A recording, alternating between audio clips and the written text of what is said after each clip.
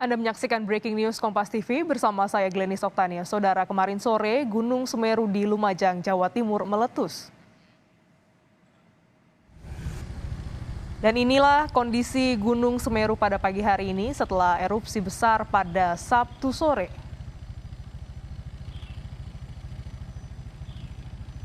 Sejak terjadi erupsi, ribuan warga mengungsi dan sempat panik, juga tidak sempat makan. Dan inilah kondisi para pengungsi pada pagi hari ini. Dan saudara,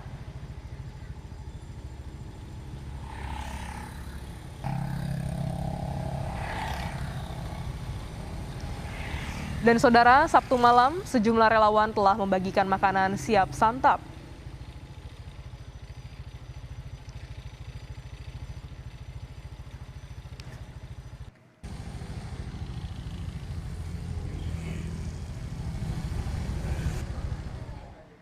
Dan saudara, untuk mengetahui kondisi terkini di lereng Semeru, Lumajang, Jawa Timur, sudah tersambung dengan jurnalis Kompas TV, Abdul Rohman. Selamat pagi, Rohman. Bagaimana situasi terkini di sana? Apakah aktivitas gunung masih tinggi? Glenis dan saudara, aktivitas Gunung Semeru memang cukup tinggi sejak pagi tadi terpantau awan panas guguran masih terus terjadi di Gunung Semeru ini dengan jarak luncur terakhir tadi sekitar 2 kilometer dari ujung lidah lava. Ini artinya memang proses keluarnya magma dari perut gunung masih terus terjadi sehingga membentuk gubah lava. Sehingga yang dikhawatirkan memang seperti ini, memang lava keluar langsung membentuk gubah lava dan jadi guguran-guguran lava. Nah, ini yang cukup berbahaya, jadi kondisinya saat ini masih cukup tinggi pasca erupsi tersebut. Nah, untuk itu warga masih dihimbau untuk melakukan tidak boleh melakukan aktivitas di sepanjang jalur aliran lahar Gunung Semeru. Memang rekomendasi yang diberikan oleh PVMBG ada sekitar 5 kilometer dan ini mungkin masih belum dievaluasi karena memang jarak luncur awan panas kemarin lebih jauh daripada awan panas pada tahun 2020 lalu. Kalau dulu sekitar 11 kilo hingga ke Curah Koboan saja dan hanya menelan 1 korban jiwa, sementara untuk saat ini menelan 1 korban dan jiwa dan juga banyak puluhan warga yang terdampak ataupun mengalami luka bakar yang serius akibat awan panas guguran saat ini. Sementara untuk data dari PVMBG memang tercatat hanya 1 kali guguran, tercatat sekitar 1 kali letusan saja, tapi lebih banyak kepada guguran ataupun lava pijar yang masih keluar dari lidah lava yang jaraknya sekitar 750 meter dari puncak Gunung Semeru. Itu, Glenn. Ya, hingga pagi hari ini bagaimana dengan distribusi bantuan bagi warga terdampak? Informasinya Menteri Sosial Tri Risma hari ini akan berkunjung ke Lumajang. Jadi untuk pagi ini bukan akan berkunjung, tapi sudah berkunjung. Ibu Risma tadi pukul 5 itu ada di sekitar Desa Orombo yang terdampak dari erupsi Gunung Semeru ini. Jadi pagi tadi habis sholat subuh, Risma sudah membagikan snack ataupun makanan-makanan ringan kepada warga yang baru pulang ataupun nggak pulang dari tempat pengungsian mereka. Jadi mereka langsung diberikan makanan, snack, juga ada susu untuk anak-anak tadi sudah dibagikan secara langsung oleh Ibu Risma dan tadi sempat kehabisan. Ibu Risma ingin membeli daripada makanan-makanan ringan tersebut, namun karena kondisi terlalu pagi sehingga banyak toko makanan yang masih belum buka sehingga Bu Risma masih belum mengurungkan niat untuk membeli kembali makanan-makanan yang akan dibagikan kepada masyarakat. Nah, untuk pengungsian sendiri saat ini sudah ada yang pulang, ada yang bertahan di pinggir-pinggir jalan dan juga karena mereka ingin melihat kondisi rumah, ada yang pulang dan juga bagaimana ternak mereka. Ingin melihat, tapi untuk saat ini memang himbauan dari petugas kepolisian, TNI maupun BPBD memang warga untuk dilarang untuk pulang dulu untuk melihat kondisi karena memang saat ini masih cukup berbahaya sekali untuk kondisi Gunung Semeru. Begitu, Glenis. Ya, informasi terakhir yang kami terima ada 2 kecamatan yang tadi malam gelap gulita begitu. Bagaimana update-nya hingga pagi hari ini, Rohman? Untuk saat ini untuk cuaca memang sudah tadi pagi sempat ada gerimis tipis tapi saat ini sudah terang terang sekali seperti yang Anda lihat di belakang saya, cukup cerah sekali kondisinya sehingga tidak ada lagi hujan ataupun gerimis. Warga saat ini lalu lalang di belakang saya ini untuk melihat bagaimana kondisi jembatan yang ada di Desa Sumberbuluh, kondisinya seperti apa. Jadi lalu lalang warga ini adalah ingin melihat jembatan, seperti itu, Glenn. Ya, jadi hingga hari ini warga sudah bisa beraktivitas, nampaknya di belakang Anda sudah mulai ada kendaraan yang lalu lalang. Lantas bagaimana para warga yang terdampak ini di pengungsian? Adakah titik pengungsian terdekat dari tempat Anda melaporkan pagi hari ini, Rohman? Titik pengungsian terdekat yang ada di Desa Supit Urang ini memang ada di SD Supit Urang 2. Kondisinya memang cukup bagus. Namun untuk kebutuhan-kebutuhan ini mulai tadi malam masih belum bisa tersalurkan, dan saat ini dari Dinas Sosial, Kementerian Sosial, semua pihak saat ini bahu-membahu untuk membangun tempat ataupun dapur umum untuk disiapkan makanan bagi para pengungsi yang bertempat di beberapa lokasi seperti di SD, di masjid, ataupun di warung-warung warga yang ada di sekitar jalan penghubung Lumajang dan Kabupaten Malang. Kondisinya saat ini seperti itu, Glenis. Jadi warga yang terdampak ini cukup berpencar begitu ya, Rohman? Ada yang mengungsi, ada yang mengungsi ke tempat pengungsian, ke rumah saudara, atau bertahan di pinggir-pinggir jalan. Adakah imbauan untuk bisa berkumpul dalam satu tempat untuk memudahkan bagaimana distribusi bantuan yang dilakukan oleh pemerintah daerah setempat?